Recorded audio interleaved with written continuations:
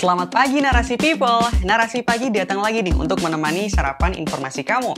Kali ini ada aku, Satyadi, yang akan menyajikan berita-berita penting yang pantang buat kamu lewatin.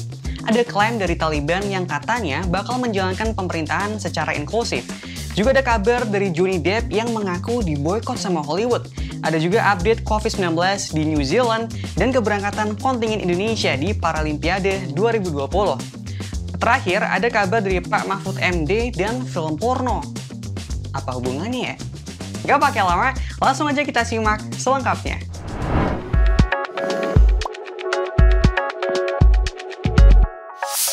Taliban yang dulu bukanlah yang sekarang, kata mereka.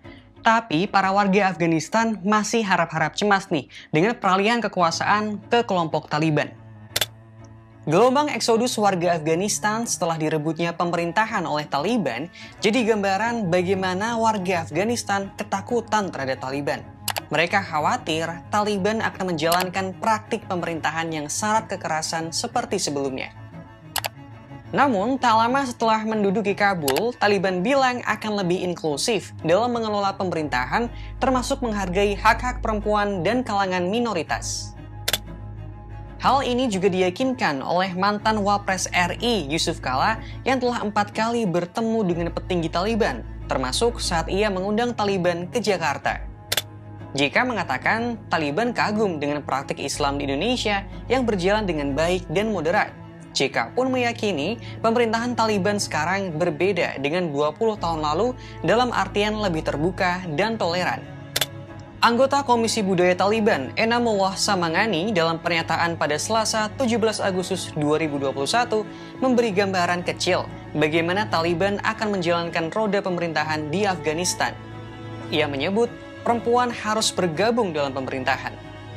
Pada konferensi pers resmi pertama, 17 Agustus 2021, Taliban mengungkapkan bahwa mereka tidak ingin ada permusuhan baru serta merangkul warga yang pernah bekerja pada Amerika Serikat dan sekutunya. Harapan bahwa Taliban akan menjalankan pemerintahan yang inklusif datang dari dunia internasional, seperti Rusia yang bilang Afghanistan lebih aman ketimbang sebelumnya. Pihak UNICEF juga angkat suara.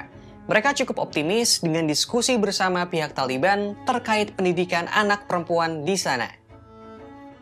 Meski demikian, aktivis HAM Afghanistan Pashtana Durrani mengatakan kenyataannya tak semanis janji Taliban.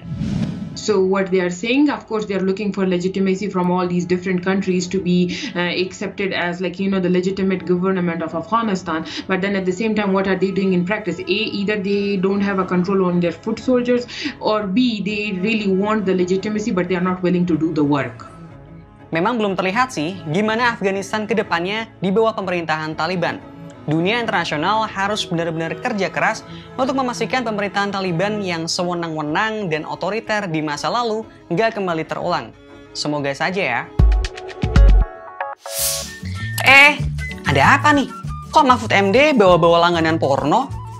Random habis. Selasa 17 Agustus siang, Menko Polhukam Mahfud MD siaran live Instagram bareng Daniel Mananta. Pas lagi ngomongin soal kebebasan berpendapat, Mahfud MD buka suara soal kritikan yang dituainya setelah nge-tweet kalau dirinya nonton Ikatan Cinta pas PPKM. Pembelaan Mahfud, dia kebetulan aja nonton Ikatan Cinta saat itu, karena dia biasanya nonton film-film detektif. Tapi pernyataan selanjutnya nih yang random banget. Dia bilang gini,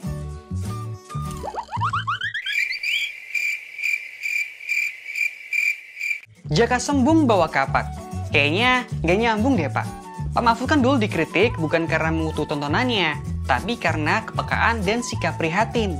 Gitu kan ya?" Johnny Depp, siapa sih yang gak kenal sama bintang Pirates of the Caribbean dan Charlie of the Chocolate Factory ini?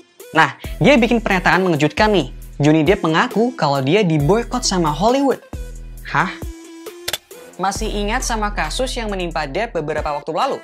Saat itu, ia dituding melakukan KDRT terhadap mantan istrinya, Amber Heard. Ia pun menuntut tabloid Inggris The Sun setelah menyebut dirinya wife beater atau si pemukul istri, namun kalah dalam persidangan. Kekalahan Depp berimbas pada karirnya. Mulai dari undur diri dari Fantastic Beasts hingga premier film terbarunya, Minamata, yang belum memiliki tanggal pasti kapan akan tayang di Amerika Serikat. Sembari menyinggung film teranyarnya tersebut, Depp pun merasa Hollywood memboikotnya. Namun, Depp juga mengatakan dibandingkan situasi yang dialami orang-orang di Minamata atau yang dihadapi para pasien COVID-19, yang ia alami hanya seperti dicakar anak kucing aja. Wah, Om Depp, semoga kasusnya cepat kelar ya. Oh ya, kamu juga udah gak sabar nih buat nonton Minamata. Salah satu negara yang punya cerita sukses dalam menangani pandemi COVID-19, yakni Selandia Baru, kembali diuji nih. Kasus COVID-19 di sana kembali muncul, dan Selandia Baru siap lockdown nasional. Per Selasa malam waktu setempat, Selandia Baru memulai lockdown nasional selama 3 hari di wilayah Auckland dan Coromandel selama 7 hari setelah ditemukan satu kasus COVID-19. Tingkat waspada yang diterapkan di Selandia Baru sekarang adalah level 4, level tertinggi lockdown di negara tersebut. Padahal, udah lebih dari 1 tahun Selandia Baru tak menginjak level ini. Perdana Menteri Selandia Baru, Jacinda Ardern, mengungkapkan penanganan varian Delta harus cepat agar nggak semakin meluas seperti yang terjadi di negara-negara lain. Saat lockdown level 4, semua penduduk Selandia Baru diminta untuk tinggal dalam bubble berisi orang rumah terdekat. Mereka juga hanya diperbolehkan keluar rumah untuk membeli makanan atau obat-obatan, mengakses perawatan kesehatan, dan olahraga dengan prokes pembatasan sosial. Wah, varian Delta memang bikin kita nggak bisa duduk tenang ya. Selandia Baru aja yang dulu jadi panutan kita masih bisa bobol gara-gara si Delta ini. Olimpiade 2020 memang udah selesai, tapi sebentar lagi Paralimpiade 2020 akan segera dimulai. Indonesia nggak ketinggalan dong mengirimkan putra-putri terbaiknya di ajang olahraga difabel terbesar di dunia tersebut. 24 Agustus mendatang, ajang olahraga untuk atlet berkebutuhan khusus Paralimpik 2020 akan mulai digelar hingga 5 September 2021. Atlet Indonesia yang lolos kualifikasi pun melampaui target, dari yang awalnya hanya 15 menjadi 23 orang, serta lolos 7 cabur dari 6 cabur yang semula ditargetkan. 7 cabur tersebut adalah atletik, bulu tangkis, tenis meja, renang, balap sepeda, powerlifting, dan menembak. Inilah nama-nama mereka.